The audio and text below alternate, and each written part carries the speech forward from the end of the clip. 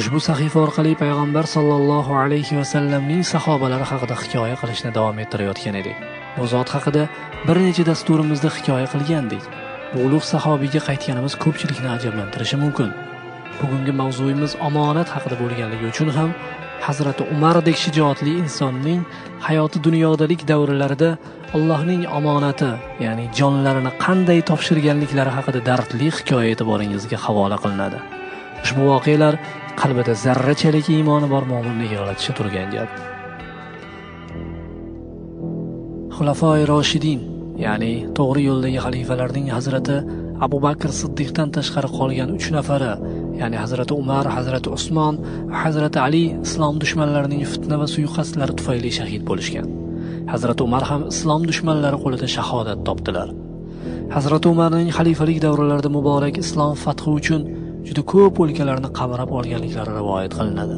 U yerlarga arab lashkarlari Allohning dini, islom shariatini, oxirgi payg'ambarning sunnatini yetkazib borishdi.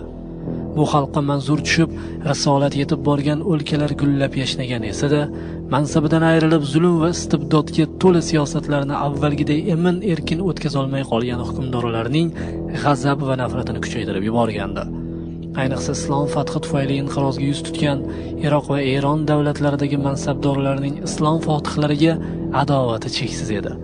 Eronning ko'zga ko'ringan hukmdorlaridan Hormuzon urushda asir tushib, Madinaga keltirilgan, Hazrati Umarga hiyla ishlatib o'z jonini saqlab qolgandi.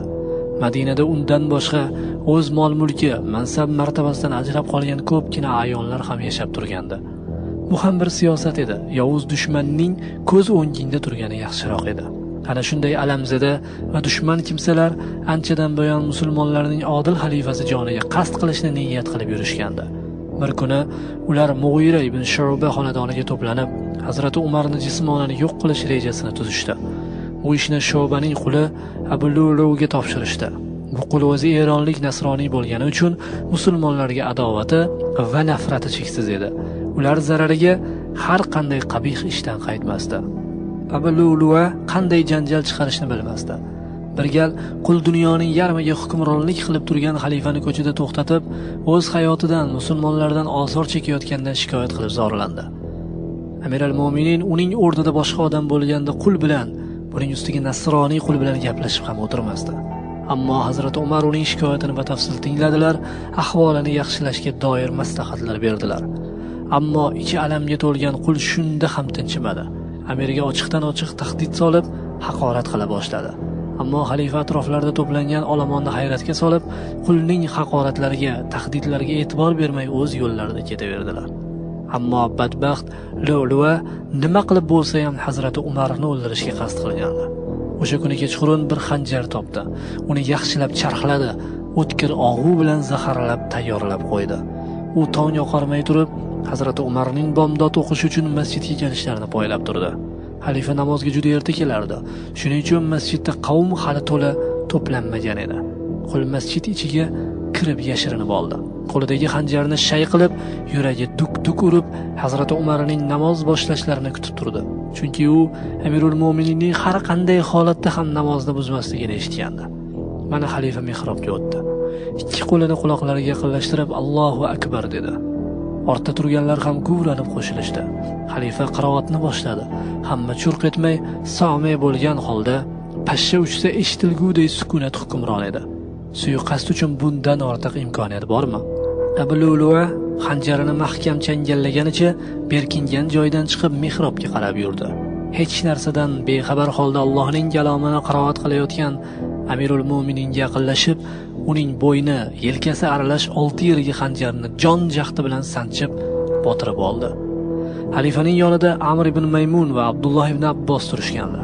Hazrati Umar radhiyallohu anhu rukuga ketdilar-da birdan meni o'ldirdi, ushlanglar deya qichqirib yubordilar. Abu Lu'lu'a Hazrati Umarning bir necha joylariga xanjar urishga ulgurgan edi.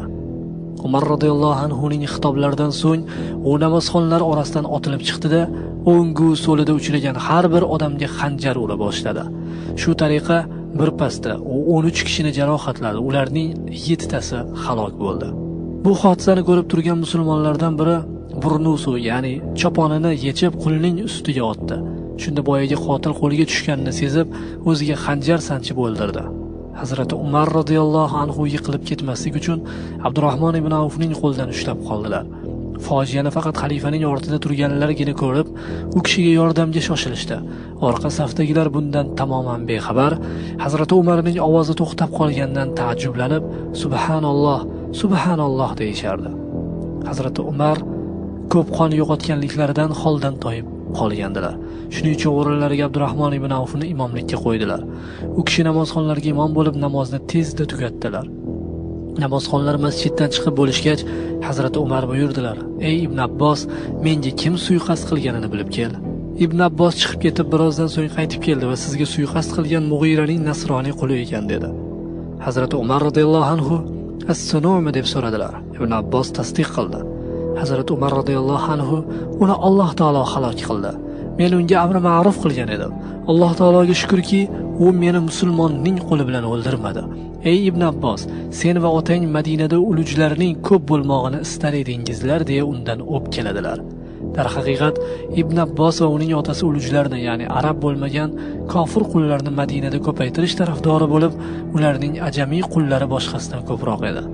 Xijolatda qolgan Ibn Abbos, agar istasangiz ularni o'ldiramiz dedi. Bunga javoban Hazrati Umar radhiyallohu anhu, ikkalangiz o'z tillaringiz bilan Madinada ajamiy qullarni ko'paytiraylik deganingizdan keyingi bu gaping yolg'ondir. Endi bo'lar ish bo'ldi.